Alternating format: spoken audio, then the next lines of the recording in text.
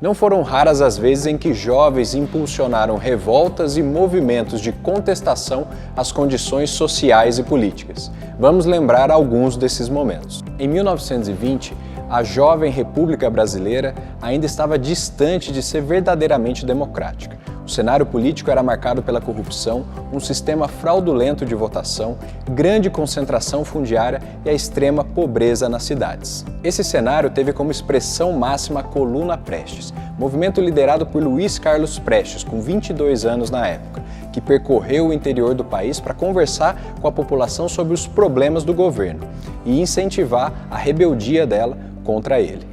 Apesar de não ter atingido a sua missão, o movimento ajudou Getúlio Vargas a chegar no poder em 1930. Entre 1964 e 1985, o Brasil viveu sob o regime da ditadura militar. Por conta das restrições nas liberdades civis e políticas, crescia na juventude grande insatisfação com tamanha repressão.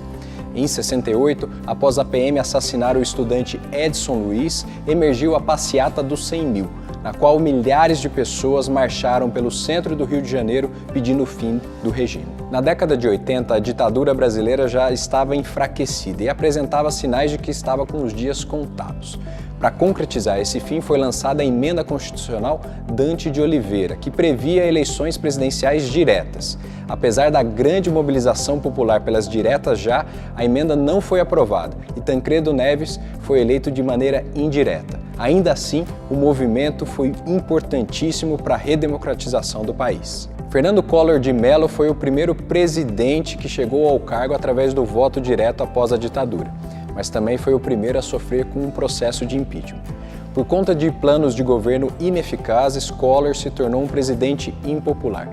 Além disso, seu envolvimento em escândalos de corrupção, lavagem de dinheiro e desvio de recursos públicos fez a população ir às ruas, principalmente o movimento estudantil, e pedir a cassação de seu mandato. A pressão deu resultado e Collor foi afastado da presidência. 2013 foi um dos anos mais enigmáticos da história política recente do país. Em junho daquele ano, uma onda de pequenos protestos emergiu a partir do movimento estudantil em algumas capitais. O foco principal era barrar o aumento do transporte público.